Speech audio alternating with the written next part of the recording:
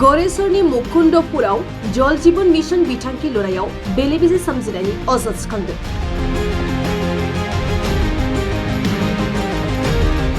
मुकुन्दपुर ओनसोलनि रायजो राजाफ्रा दै टेंकिनि खुन्थिया लुनायाव ठिकादारनि बिथोन बायदियै खामानि मावग्राफोरा अन्थाइ बाला सिमेन्टनि मिक्सारखौ दैयावनो लुना होदों।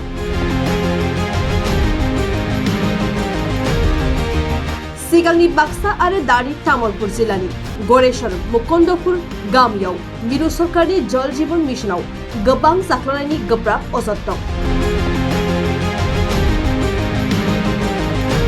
रायजो राजाफ्रा अजद दैखांनाय बायदिब्ला खामानि मावग्राफोरा टेंकिनि खुन्थिया बानायनो थाखाय बिसोर दैनि गेजेराव बाला अन्थाइ सिमेन्टनि मिक्सारखौ दैयावनो लुना होदों आरो बेवहाय बाहायनाय जा बालाफोरा गोबां हा दंफायो। बे बिथांखि लुनायाव हा थाफानाय बाला अन्थाइजों लोगोसे बाङाइ बेसेननि सिमेन्ट बाहायनायनि थाखाय ठिकादारनि खामानि मावनायनि सायाव रायजो राजाफ्रा गोजोननाय गैयै फोरमायदों। लोगोसे सरकारा गोग्गो लोंग्रा दैनि मुङाव मावफुंनाय बिथांखिनि खामानिखौ नायदिंनो थाखाय बिफानारि बिबानगिरिफोरनिसिम दाबि दैखांदों ओनसोलनि रायजो राजाफ्रा। जितो काम কৰি আছে এই কামটোৰ সিমেন্টটো কম দামী তাজ এই নামটো আমি শুনাই নাই আৰু যিকিটা পোষ্ট বনাই আছে ওপৰৰ পৰা মাল ঢালি আছে পানী আছে পানীৰ পৰা সমান দেখা পায় তলত দিখে ওলাই ওলাই যায় আছে মাটিবিলাক খয় খয় তাৰ ভিতৰ ঘুমাই আছে এইবিলাক ঠিকাদাৰে হে পকেট গৰম কৰাৰ কাৰণে কৰিছে ভাল কামৰ কাৰণে কৰা নাই এইলা কাম ভাল নহয় বালিটো মাটি আছে বালিটোত খুব মাটি আছে এটো মছলা মারলে সব ফাটি যাব এটো কাম ভাল নহয় এটা সব পকেট গরম করার কারণে এগুলা কাম কৰিছে লুণ্ঠন সরকারে এটা চাব লাগে চাই ফেলে নিজে হেৰি দি কামটো কৰিব লাগে চাওয়া মানুহ পঠাই দিব লাগে ঠিকাদারে এইটো পকেট লুটার কারণে করছে পকেট চুপরি করার কারণে রাইজৰ কাম ভাল নহয় রাইজৰ কামটো ভাল নহয় পকেট ভর্তি করে লৈ যাব ঠিকাদার এইবিলাক সব কম দামি সিমেন্ট কম দামি বালি মাটি মিশোৱা কাম ঠিক হয় না দিনেশ বড় চাওয়া চিতাটো কোনে কৰে এই ঠিকাদারে কৰে কোন হয় এইটো মানে মোৰ ভাইটিয়ে কি কোন হয় নামটো সৈজুল হক আজি যে বহুত পানী থাকা পিছতো আপোনালোকে মাল ঢালিছিল পানীটো আমি চেকছো না মানে চেকাৰ পিছতে মেচিনটো লাগেল লৈ যায় আৰু এইকেইদিন পিছি মাৰিছোঁ তলত টাইট হোৱাৰ কাৰণে কিবা মেডিচিন দিছে টাইট ল'বৰ কাৰণে কিবা মেডিচিন দিছে নেকি মেডিচিন দিয়া নাই আৰু পানীটো সিঁচি ল'ব লাগিছিল পানীটো কি কাৰণে সিঁচা নাই পানীটোতো ৰাতিপুৱা চেকছো পিছত আজি এতিয়া মালটো লৈ যায় যে মেচিনটো লৈ যায়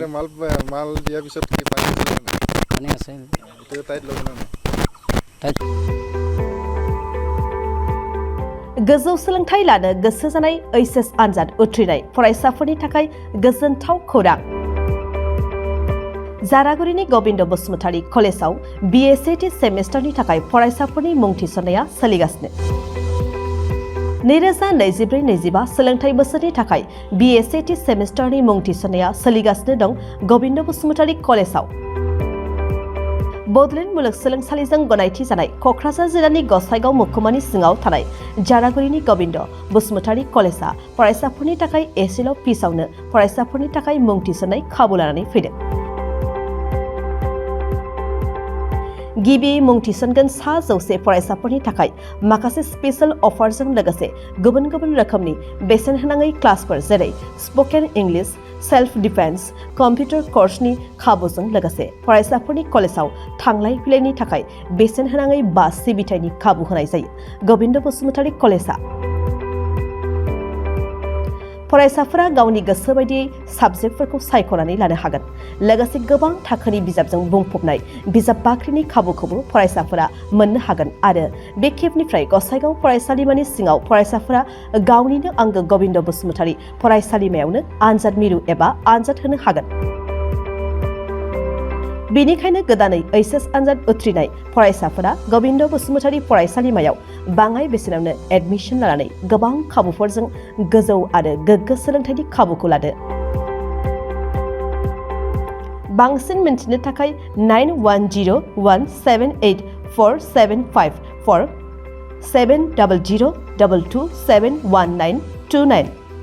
9706680878 मबाइल नम्बराव फोनांजाब खालामदो।